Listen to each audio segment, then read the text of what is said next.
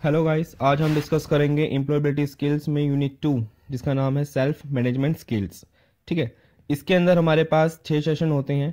Self management क्या होता है, स्ट्रेंथ और वीकनेस कैसे एनालाइज करी जा सकती हैं, सेल्फ कॉन्फिडेंस क्या है, पॉजिटिव थिंकिंग, पर्सनल हाइजीन और लास्ट में आता है हमारा grooming.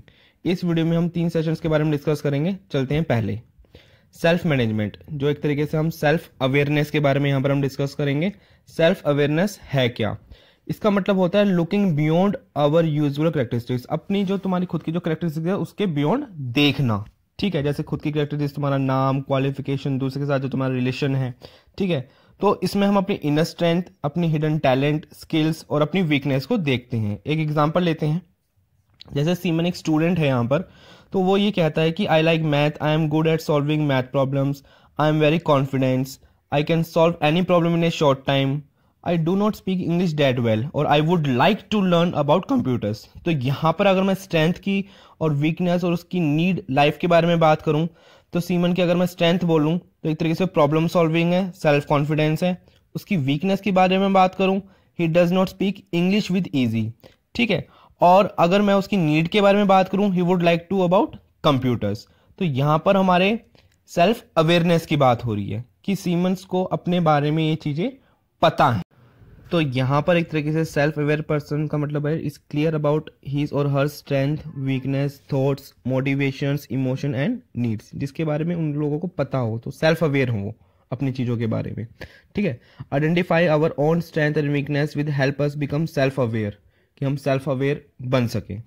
We can use self awareness exercise from the lesson to become more self aware, तो हम आगे बात करेंगे। Self awareness can help us to find the right job that matches our skill and interest.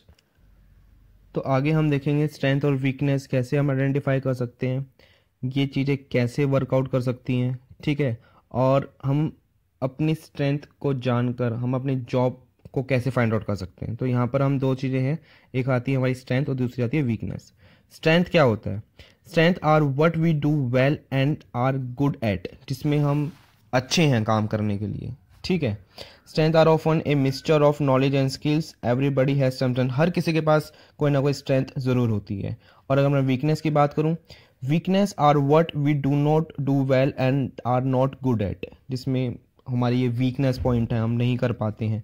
ठीक है, हर किसी के कोई ना कोई वीकनेस होती है।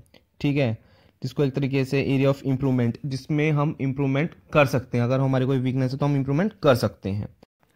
इसमें हमारे पास कुछ एक तरीके से टिप्स होती हैं अपनी स्ट्रेंथ और वीकनेस को जानने के लिए। ठीक है, अगर मैं स्ट्रेंथ के बारे में बात करूं तो थोड़ा सा समय निकालिए और सोचिए कि सबसे बेटर आप क्या कर सकते हो। ठीक है, कौन सा एरिया ऑफ परफॉर्मेंस में आपकी कमांड है।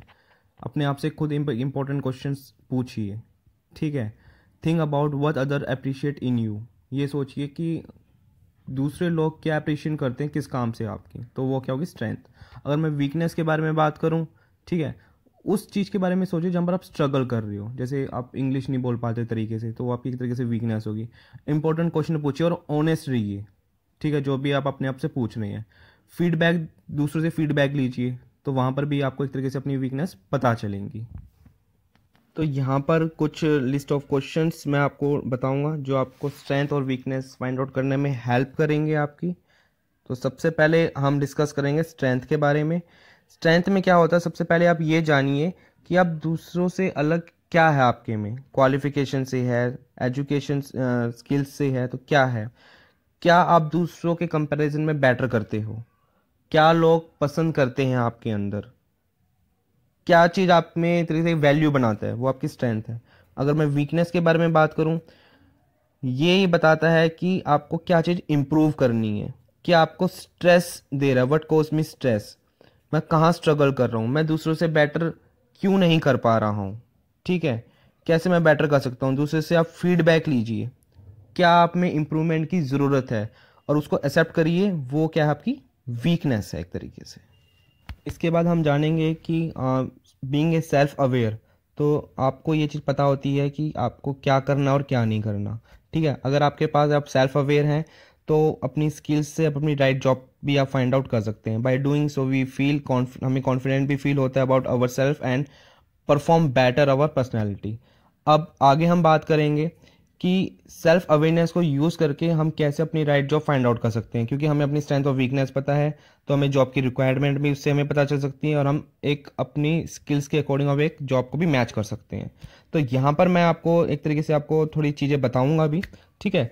टू नो आवर स्ट्रेंथ और वीकनेस, तो कैसे आपको अपनी स्ट्रेंथ और वीकनेस फाइंड आउट करें जब आप सेल्फ अवेयरनेस को यूज़ करके, और हाउ टू नो जॉब, कैसे आप जॉब के बारे में जानें। तो अगर मैं पहले बार चीज़ डिस्कस करूं टू नो आवर स्ट्रेंथ और वीकनेस के बारे में, इसमें हम क्या कर सकते हैं, स्किल्स जानिए, कैसे उसको जॉब में आप कंट्रीब्यूट कर सकते हैं, ठीक है। एनालाइज करिए अपनी नीड, सैलरी के उससे, लोकेशन, पोजीशन, एनीथिंग जो भी आपको इंपॉर्टेंट लगता हो अपनी जॉब के प्रोफाइल से। अगर मैं जॉब प्रोस्पेक्टस के बारे में बात करूं, अपने स्किल्स और अपनी नीड के अकॉर्डिंग आप सभी टाइप में अपनी जॉब्स को फाइंड आउट करिए, ठीक है। कैरियर काउंसलिंग सेंटर से विजिट करिए, वहाँ पर आप जानिए क्या हो सकता है क्या नहीं हो सकता, अपने सीनियर से बात करिए, पेरेंट्स से बात करिए।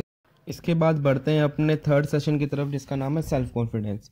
यहाँ पर हम डिस्कस करेंगे कि आपको हम अंडरस्टैंड करेंगे सेल्फ कॉन्फिडेंस क्या है, कैसे सेल्फ कॉन्फिडेंस की इंपॉर्टेंस वर्क प्लेस पे रिकॉग्नाइज होती है, ठीक है। Display self confidence in work place situations, तो यहाँ पर सबसे पहले बात करेंगे सेल्फ कॉन्फिडेंस।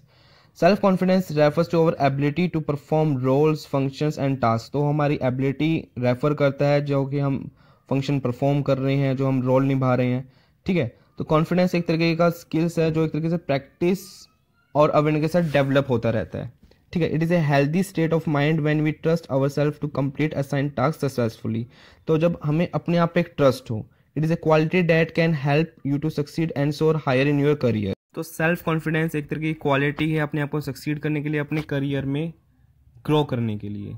तो यहाँ पर सेल्फ कॉन्फिडेंस कब और कहाँ आपको सेल्फ कॉन्फिडेंस होना चाहिए, प्रोफेशनल और पर्सनल में कैसे, तो यहाँ पर हम बात करेंगे।